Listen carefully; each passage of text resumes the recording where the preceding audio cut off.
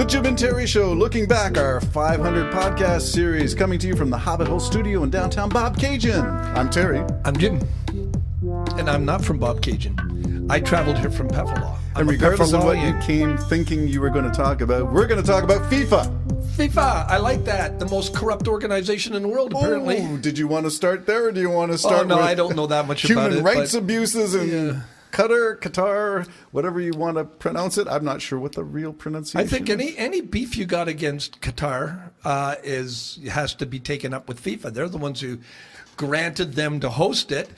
I wonder how come that came about. That probably had nothing to do with money, eh? Well, let's start where we are and celebrate a good stadium, some good soccer, would you say? Oh, I've been watching fabulous soccer. I enjoyed...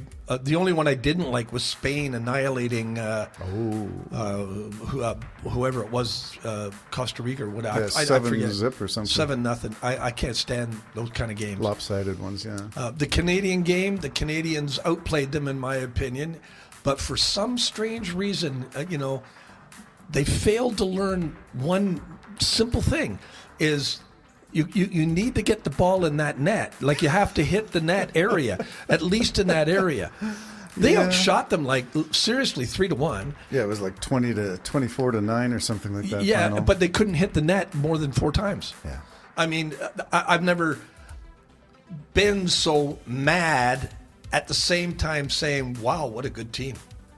I've always liked this team. I think you about summed it up. Even the international community of soccer aficionados are saying that was a decent game. Yeah. And it really bothered me because we could have won it. Mm-hmm. We made major mistakes. We had the wrong guy doing the penalty shot. Why? They all know that. They all know it. But we did it anyways because we're so friggin' nice as a country, aren't we? He deserved to. I mean, he's a leader. And even though he's not going to get it in, he should have that shot. Okay. Who would you have put in, out of curiosity? I don't know them I don't enough, know that team that well. Those who do know exactly who they would have put in. And they said, I hope you've made that arrangement before the game. Yes. Who's going to be taking penalty shots. The guy apparently shouldn't have done it. I don't know that much. I don't know either. It wasn't a clever-looking shot to me. It was a little into the middle of the net rather than right at the post. Yeah, and it just wasn't impressive. No. And all of their shots weren't impressive. But Absolutely all of their shots. Their play was impressive. Their play was first half better than second half, and I'll tell you where I think they changed.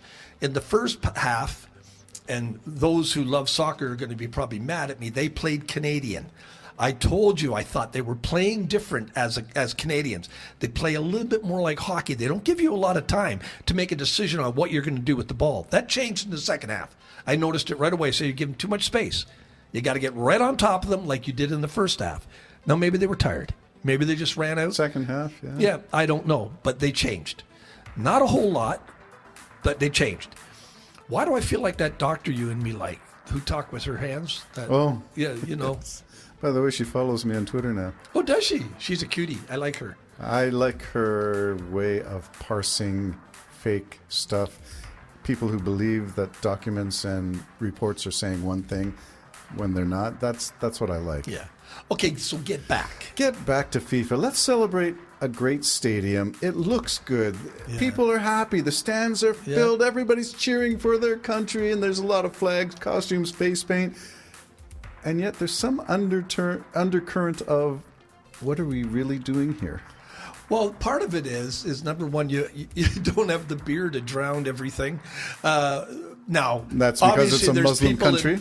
Obviously, there's people in the stands who have somehow smuggled in their own drinks, which I think would be normal to think. So, but now the thing that bothers me about the FIFA banning the beer is one of the sponsors, Budweiser, and they have warehouse full of beer. So outside the stadium? Yeah, well, they brought it there to sell. Again, the context, you're not having anything for sale in the stadium, but outside is permissible? I don't think so. So you brought this truckload? Because they didn't tell them. You can sponsor it, but you can't sell the product. That's a little bit crazy. I didn't. I mean, it was heard like that. a day before or two at the most days before they made the announcement. You can't sell I'm beer not in the stadium. I have not heard that. Have you heard? No, I haven't. Yeah. So they have warehouses full of Budweiser canned beer. Wow, maybe they can send something to the Jim and Terry show because we're covering these problems in FIFA. Is it the most corrupt organization for sports? Yeah, apparently it's So, unbelievable corrupt. do you think they're on the take from Qatar? Oh, yeah, absolutely. Of course. Really? Yeah, of course I do. I think that. Okay. Yeah. I mean, why would you have it there if everybody and his brother's got a problem with them? Everybody, it seems. I mean, the Germans where you're all going to get yellow cards if you wear the rainbow banner on your arm. So, if you want all those freedoms, you basically should have the program and a free world. In a free country. Sorry, I'm coughing like crazy. No problem. So I enjoyed this yesterday. Yesterday was also a celebration for us here in our household when I'm 64. So we gathered my mother-in-law and our good friend Kathy, who made you the raspberry jam that you enjoyed on your toast this morning. So we had a bit of a party as far as, COVID sort of creeping up. We didn't wear masks. We're all fairly, keep to ourselves and don't go out and mix. We go shopping when we need to and wear masks when we have to. But we had a great time. It was fun. I was going to say an ageist thing. I think I will save it because my wife is not 65 yet. When I'm 64 was the Beatles theme. But sitting there with a crowd of senior citizens, I'll use that generic bracket. It was still exciting. We didn't face paint. We didn't have flags or costumes. But it was a great game. I watched it by myself, and I liked it. There was a couple of times I swore, forgive me, at the TV because I couldn't understand why they could not hit a huge, gigantic net. I mean, the last shot I think they made was, 185 feet above the net? It was just out of this world, like into the back of the stand. Like, what the heck? So I guess I put that down into nervousness. If you had a conspiracy theory, you would have thought they deliberately blew it, but I don't believe that. No. I'd say the score of 1-0 is not a blowout, and I think even the Belgian team, even the guy who won the most, whatever the award is for the popular player of the game, said, I didn't deserve it. Your team sucked. Canada outplayed Belgium. I think that's a consensus. And so... but the Canadian team, don't sell them short. They're good. I'm not selling the team short at all. They just have the Canadian thing, and that is... exactly that. Have the wrong guy do the penalty shot. Let's not talk about hitting the net with the ball. Let's just all these wonderful, ridiculously great plays that went nowhere. So if they could just follow up on that, maybe watch the tapes and say, what do you think? Slow down. Try not to kill the ball. Do something. What do you think of the coach, John Herdman? Oh, I think he's great. I think he's phenomenal. Marvelous job. What impressed me was at the get-go of the national anthems, John Herdman's not a Canadian. I know he was singing to his heart, wasn't he? Singing louder than a lot of the players who are Canadian. Yeah. We have one player from Vancouver. Do you think Canada is fairly widely represented, or are there one or two provinces that seem to draw? Oh, I don't know province-wise. To me, it's very much reflecting of Canada. Diversity. I mean, you interview one of the players, you can hear the Jamaican accent. Another, you can hear probably the Spanish accent. That's our country. Our country.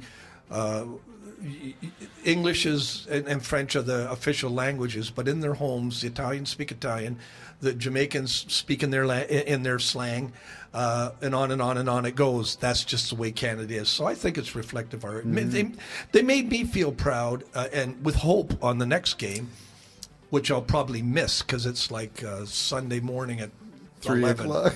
No, 11 in the morning. Oh, 11 in the morning. Yes, you will be otherwise occupied at that time. Well, I will look forward to that. Okay. FIFA, let's not go too much into it, but let's say in terms of expectations for Canada, we're ranked near the bottom of the pile. I think we're second from the last ranking. For a second from the last to to put on a great show could have and beat dominate. The second in the world. Second. In the world. Canada could have won it. I won't say should have, because if you should have, you would have. Yeah. But Canada outplayed them.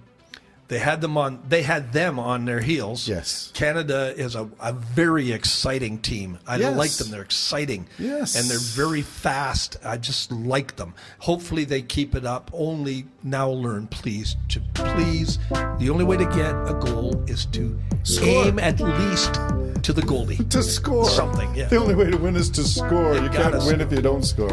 The Jim and Terry Show, celebrating FIFA and Team Canada. Go, go, go.